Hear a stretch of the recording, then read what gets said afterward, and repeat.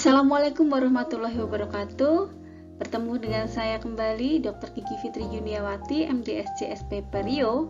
Hari ini saya akan membawakan materi berikutnya di blok 13 dengan judul Host Modulation Treatment atau obat-obatan yang berpengaruh dalam perawatan penyakit periodontal.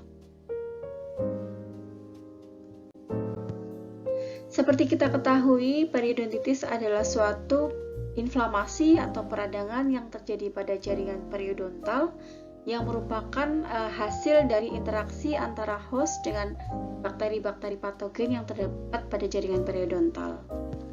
Interaksi antara host dengan bakteri patogen tersebut akan menghasilkan pelepasan berbagai enzim dan mediator inflamasi yang menyebabkan kerusakan pada jaringan periodontal.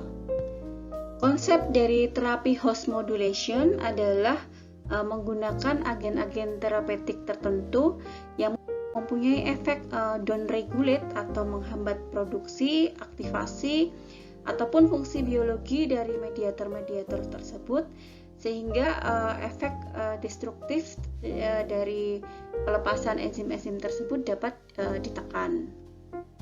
Dengan kata lain, terapi host modulation ini bertujuan untuk membawa level enzim dan juga sitokin mediator inflamatori ke dalam level yang normal.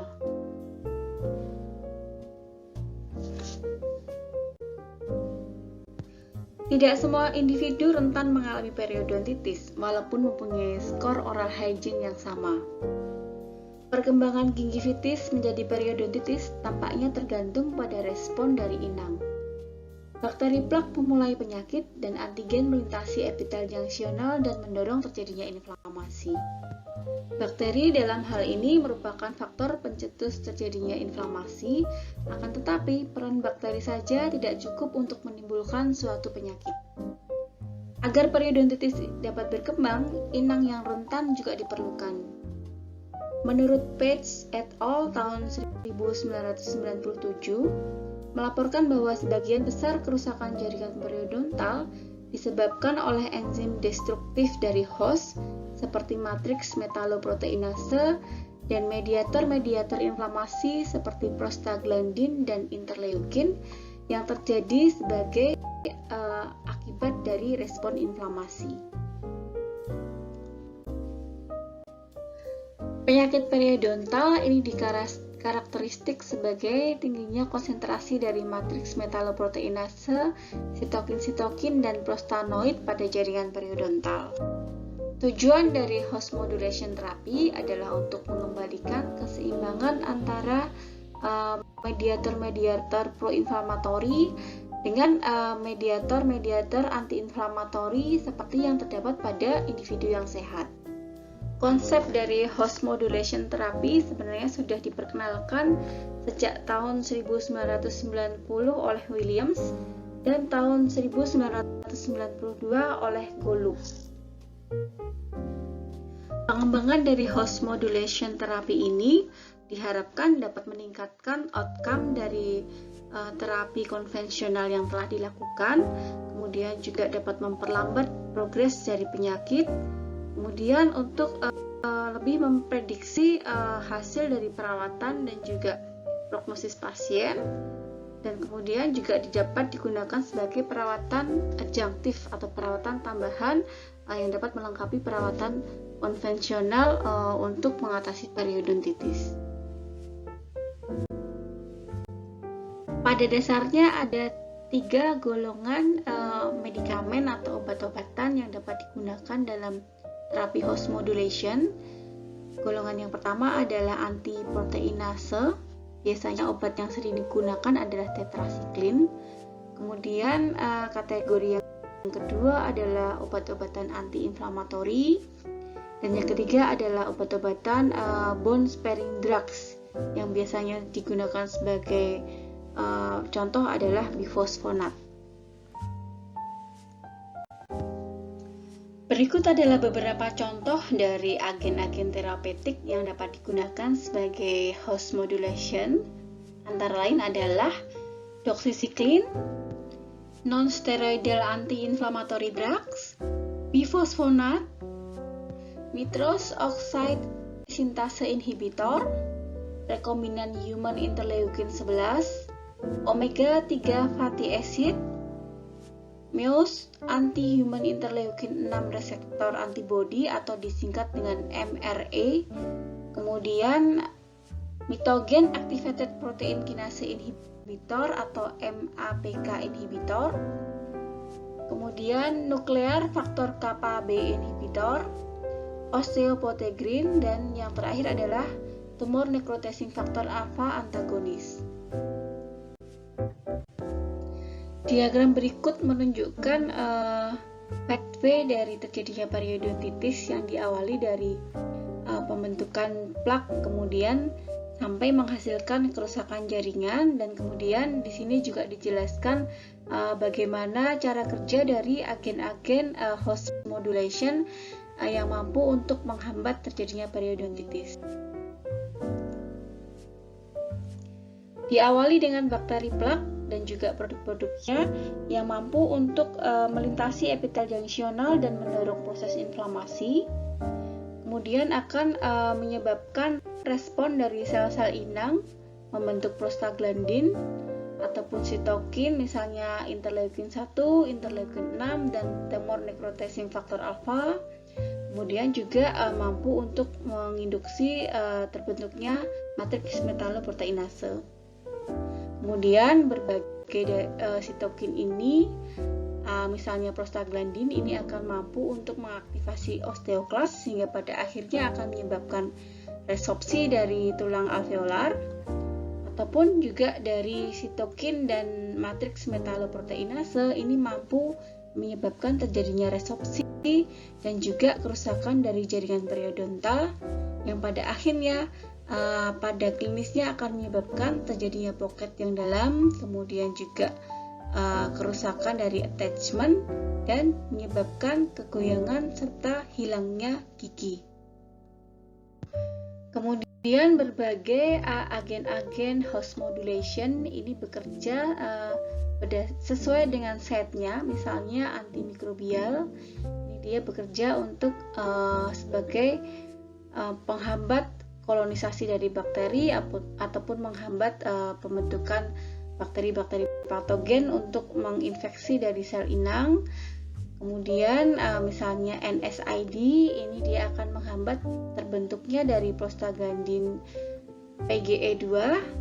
Kemudian berbagai sitokin ini dihambat oleh sitokin inhibitor. Demikian juga dengan periostat, ini dia akan menghambat terbentuknya dari matriks metaloproteinase. Sedangkan bifosfonat ini akan mencegah aktivasi dari osteoklas. Sehingga berbagai agen-agen host modulation ini dapat bekerja menurunkan efek merusak dari periodontitis yang sedang berjalan. Kita akan bahas satu persatu mengenai agen-agen terapi yang dapat digunakan sebagai host modulation. Yang pertama adalah tetrasiklin. Tetrasiklin ini diketahui mempunyai efek anti-collagenolitic activity, sehingga tetrasiklin ini dapat digunakan sebagai agen untuk periodontal treatment. Menurut Burns et al. Tahun 1989, doxycycline atau sebagai turunan dari tetrasiklin ini ternyata mempunyai efek yang paling poten untuk menghibisi atau menghambat dari collagenolitic activity. Menurut Gallup et al. Tahun 1990 ini telah dikembangkan doxycycline dalam dosis yang rendah yang ternyata mampu efektif untuk menghambat aktivitas kolagenase pada mamalia tanpa menyebabkan terjadinya resistensi antibiotik. Doxycycline diketahui mempunyai kemampuan untuk menurunkan regulasi dari matriks metaloproteinase. Seperti kita ketahui, matriks metaloproteinase adalah suatu enzim yang mampu mendegradasi molekul matriks ekstraseluler termasuk kolagen. Matriks metaloproteinase ini disekresi oleh sel-sel antara lain adalah fibroblast, keratinosit, makrofag, kemudian juga sel PMN, dan sel-sel endotelial. Sekresi berlebihan dari MMPs yang terjadi pada saat inflamasi pada jaringan periodontal ini diketahui dapat menyebabkan kerusakan pada jaringan ikat. Penggunaan doxycycline pada saat ini dapat digunakan untuk menurunkan regulasi pada MMPs sehingga kerusakan pada jaringan ikat dapat diminimalisir. Berikut adalah mekanisme doxycycline dalam mendown regulasi MMPs pada berbagai bagian dari jaringan periodontal. Yang pertama pada bagian epitel junctional, doxycycline menghambat produksi MMP yang dihasilkan oleh epitel dengan menghambat ekspresi seluler dan sintesis.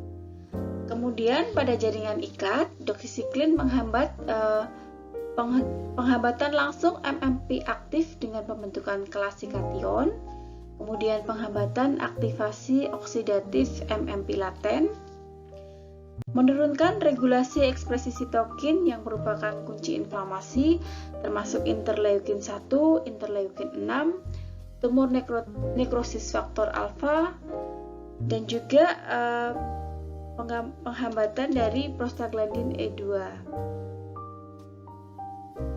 Kemudian menghambat produksi dari reaktif oksigen spesies yang diproduksi oleh polimorfonuklear.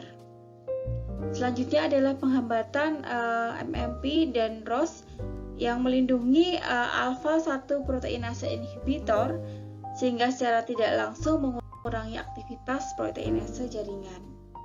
Dan yang terakhir merangsang produksi kolagen dari fibroblast.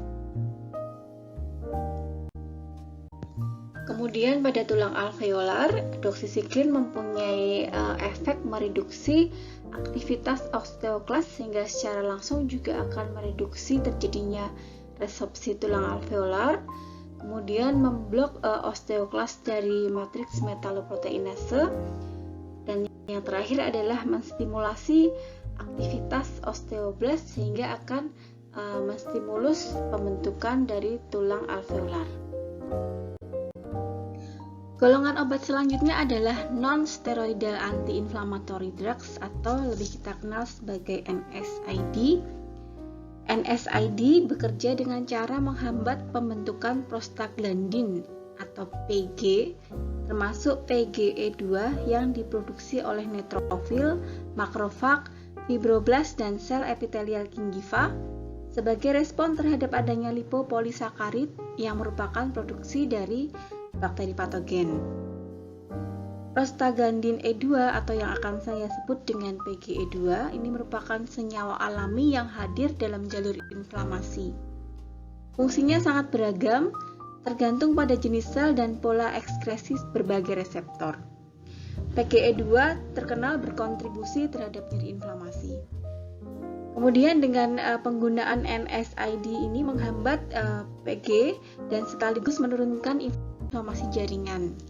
Dengan dasar teori inilah memungkinkan NSAID digunakan dalam terapi host modulation.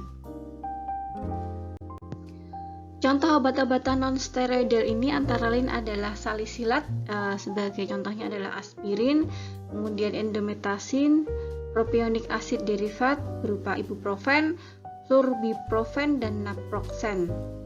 Akan tetapi terdapat efek merugikan dari penggunaan obat-obatan tersebut, antara lain adalah permasalahan gastrointestinal, kemudian potensi hemoragi karena terjadi penurunan platelet agregasi, kemudian juga terdapat gangguan renal dan hepatik, dan adanya rebound effect atau penurunan padatan tulang yang terjadi akibat penggunaan NSAID yang dihentikan secara tiba-tiba.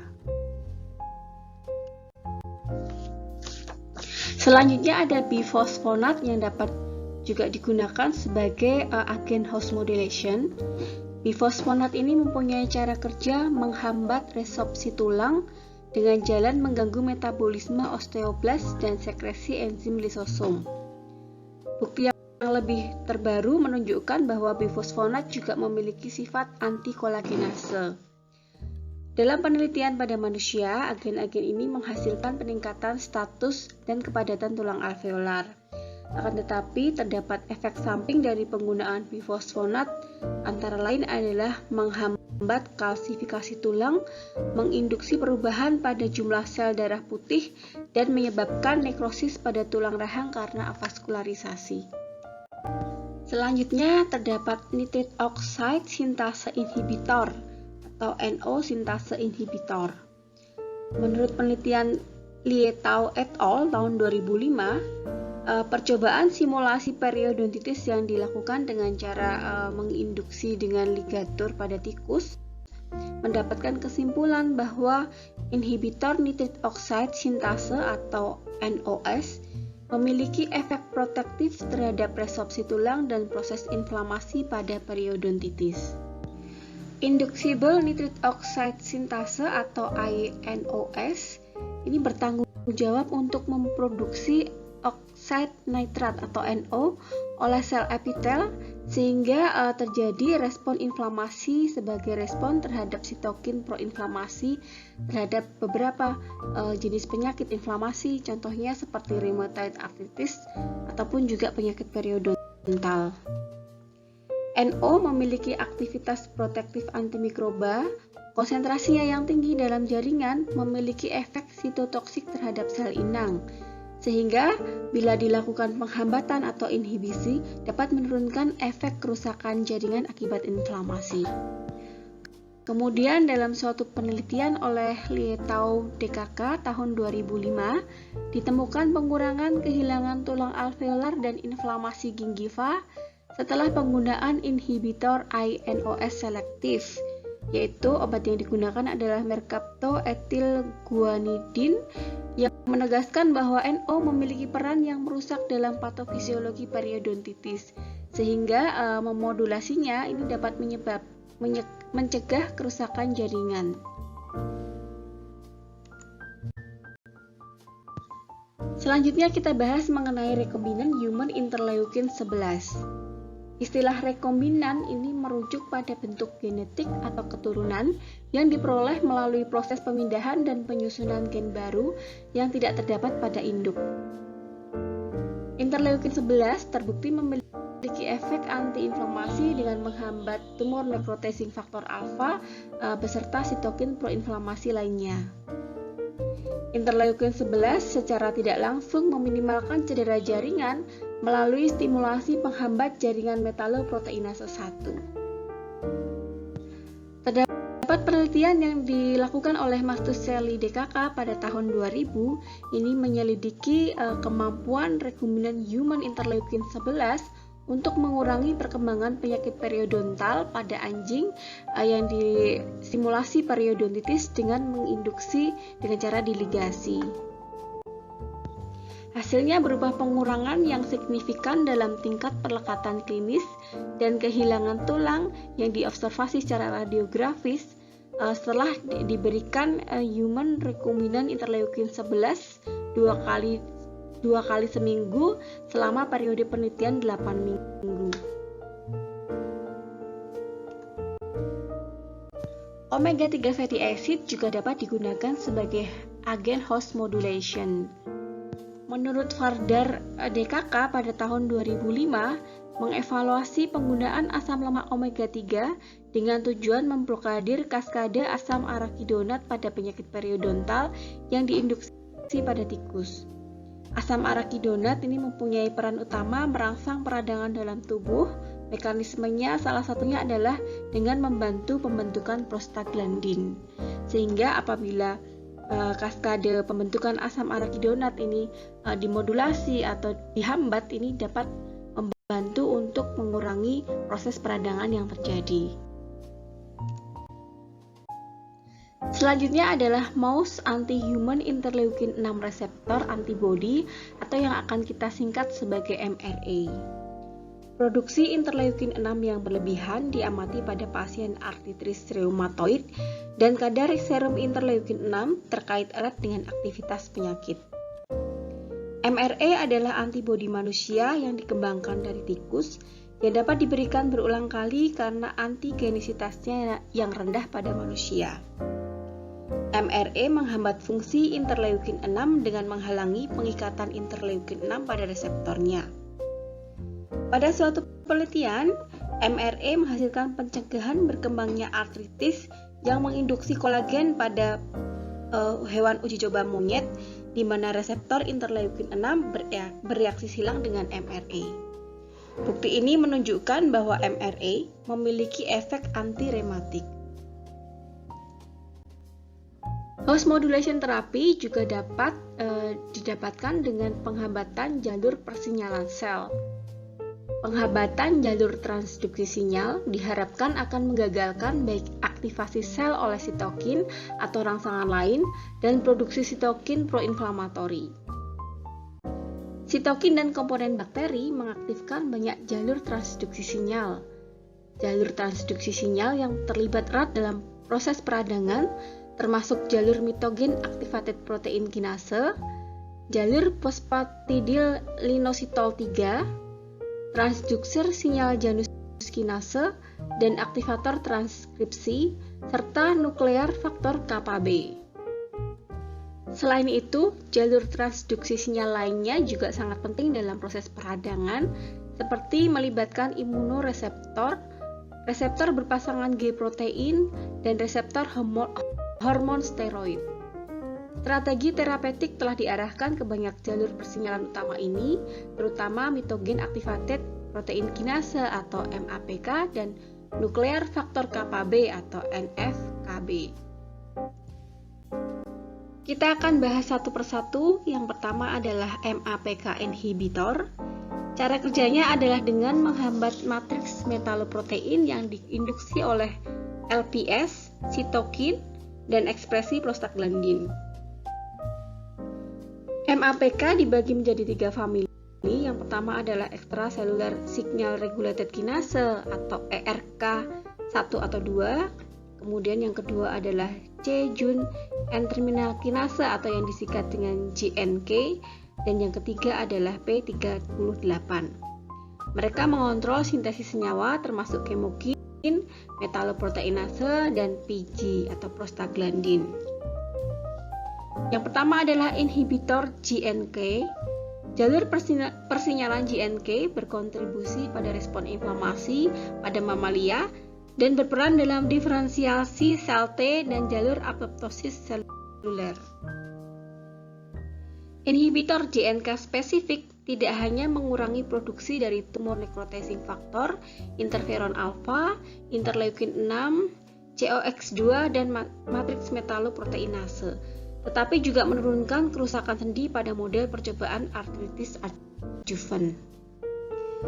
Kemudian yang kedua ada inhibitor ERK1 atau 2. Ini cara kerjanya adalah memblokir aktivasi dan proliferasi limfosit T dan menginduksi efek antiinflamasi sederhana pada beberapa model eksperimental.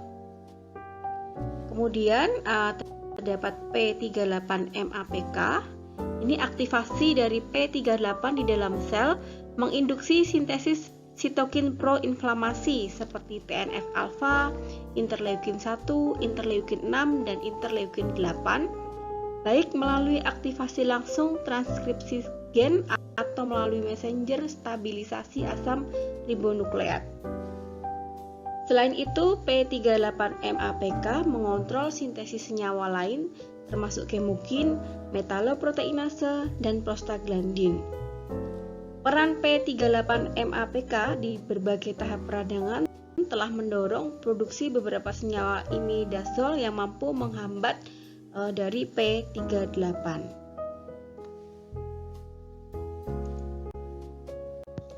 Host modulation therapy juga dapat diperoleh dari mekanisme penghambatan aksis antara RANKL, RANK, atau osteoprotein.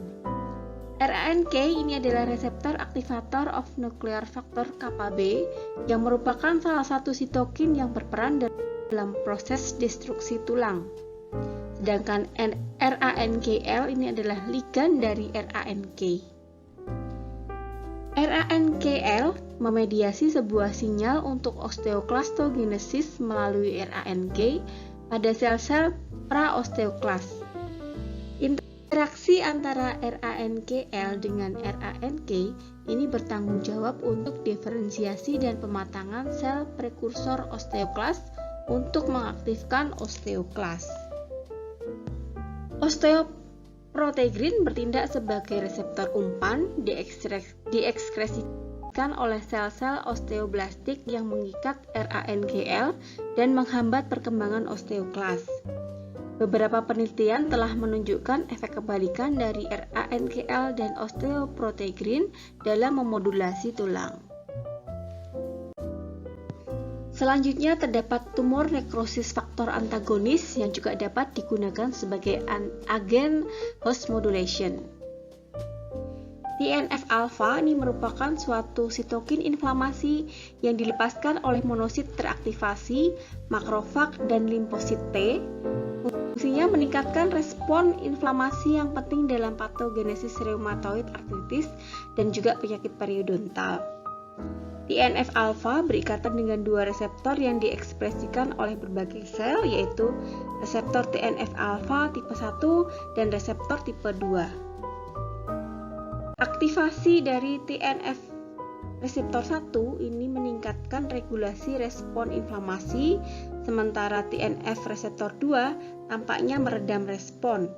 Sehingga pemblokiran jalur TNF ini menawarkan potensi signifikan dalam menghambat perkembangan penyakit. Baik, sampailah kita pada akhir materi. Demikian beberapa materi yang dapat saya sampaikan. Semoga bermanfaat untuk adik-adik semua. Selamat belajar. Assalamualaikum warahmatullahi wabarakatuh.